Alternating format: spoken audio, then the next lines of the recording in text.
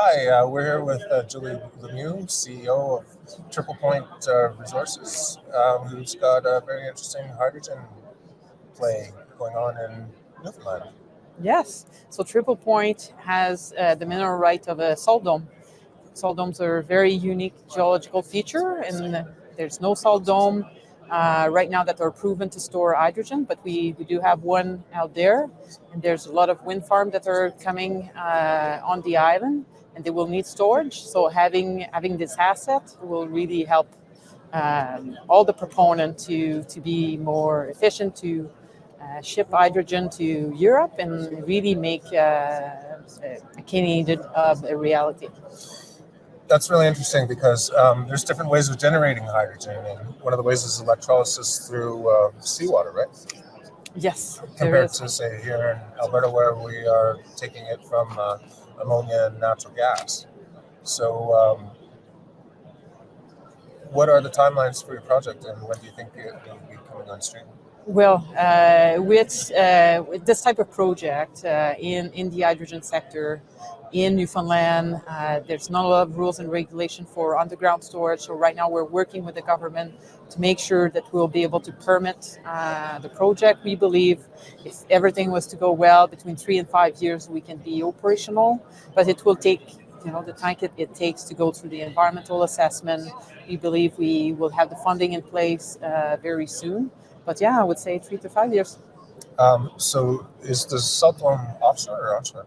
The salt dome is onshore, so it's perfectly located 10 kilometers from shore, right beside the Trans-Canada Highway. The power line is crossing the property as well. And GH2, one of the big projects that is there for wind, they are roughly 30 kilometers away, and they have one of their phases adjacent to the dome as well. And there's 4 other proponents that are pushing through multi-billion-dollar wind farms, wind project in Newfoundland. So how is the hydrogen transported?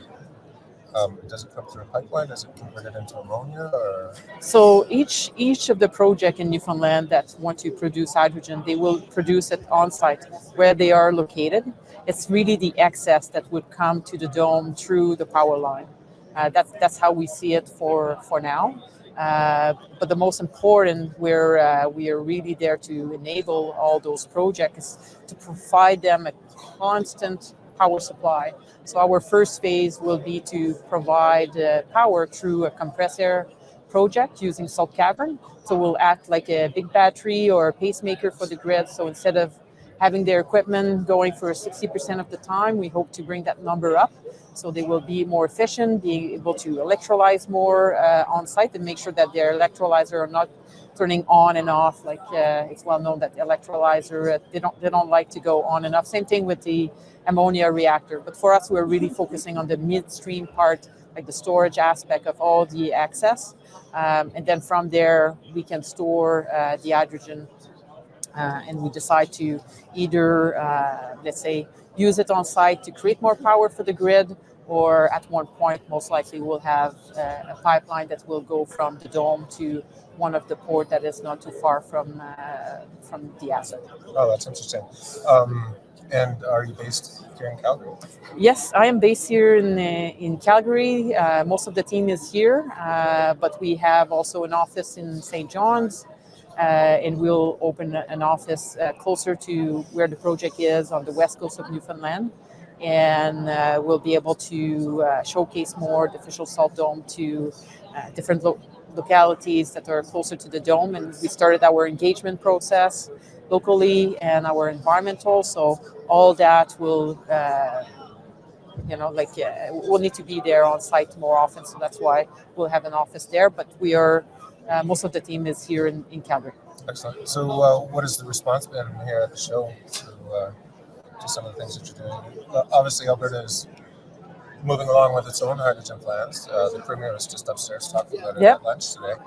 So how do you think it all fits in, maybe in a national framework? I think on the national side, like to have a salt dome on the west coast of not just Canada but North America, it's something that's very unique. There's no there's no other salt deposit that are that size in Canada or in the United States. So at one point in the ecosystem that we need to develop the hydrogen sector, this asset will be developed for more and more storage. It will be a multi-generational asset for the hydrogen sector, and we were happy that for us when we took over this asset, they didn't decide to mine it for road salt or do anything else. Like it's a dome that have never been developed, so it's going to be prime for clean energy. So compressed air and hydrogen is something we really want to do, and it will help us help the country really to have a bigger export capacity and really match our engagement with Germany as an example, where we promised them we're going to ship a lot of hydrogen. How we're going to do that without storage, it's going to be very difficult to happen, even if there's a lot of wind in Atlantic Canada and all the provinces. Sure. Listeners in Alberta might know, but maybe not in the rest of the country. Salt domes are normally associated with oil and gas in the Gulf of Mexico. The oil and gas is normally under the flanks, right? Yep. So it's kind of interesting that you're taking kind of almost like a traditional oil play and turning it into... Exactly. I think it's really where the renewable industry will really close the gap with the oil and gas industry. Like the oil and gas industry have developed fantastic, exceptional assets to manage the oil and gas network. Salt caverns is something that is very well known. It's been used for more than 60 years in the oil and gas. Hydrogen cavern have been there since the early 70s as well. It's not just something that we were pushing through, but now I think with the renewable picking up speed, they will need the same type of storage that the oil and gas have created for now like decades.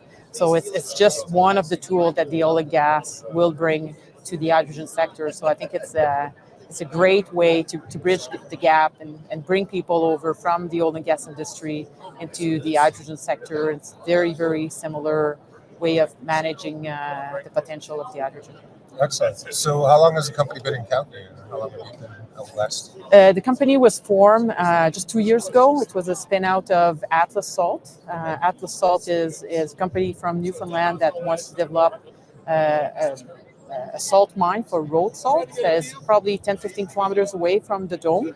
And this asset was part of their portfolio. But now that they're focusing on the salt mine for road salt, they didn't have the bandwidth to really focus on that salt dome. So I was brought in to really push and see how we're going to develop this asset into the hydrogen economy. And so they can stay focused on the salt mine. We'll stay focused on developing the dome. So what was the attraction of Calgary? What does Calgary offer Triple Point that, say, you can't find in Montreal? Other than a good there's restaurant. nothing you cannot find in Montreal in a way, but I was here. The energy sector is in Calgary, and because it's so close to the oil and gas industry, salt cavern experts are here in Calgary or in Houston or closer to the oil and gas. So it was easier for us to be here, try to recruit as many Newfoundlander as possible that are in the oil and gas industry, that are from Newfoundland. There is a lot of them, and we're very happy that we were able to recruit some of them, and slowly we'll have more. Expertise in salt cavern is very unique, and there is Newfoundlander, I'm sure, somewhere here in Calgary that we'll be able to find. And frankly, like the people that decide to come and be with us, they couldn't believe that there was a salt dome in Newfoundland. There's no salt dome in Canada. Maybe we'll find more at one point, but right now we have bedded salts in BC, in Alberta, in Saskatchewan, in Ontario. Those are very small caverns. Having a salt dome is something very unique that will allow you to build way bigger cavern, like 4, 5, 6, 7 times the size of the cavern we have here, just with one cavern. So there's a lot of people who wants to be part of this project that is very unique. Excellent. Is this your first energy show, global energy show here? No, I was coming. I've been in Calgary for 20 years, so I've been coming to the Global Energy Show for a while, and it's interesting to see that now there is a lot more interest in the renewable hydrogen sector, and like I said, I think it's the perfect match to close the gap between renewable and the oil and gas. Excellent. Thank you very much. Yeah, thank you.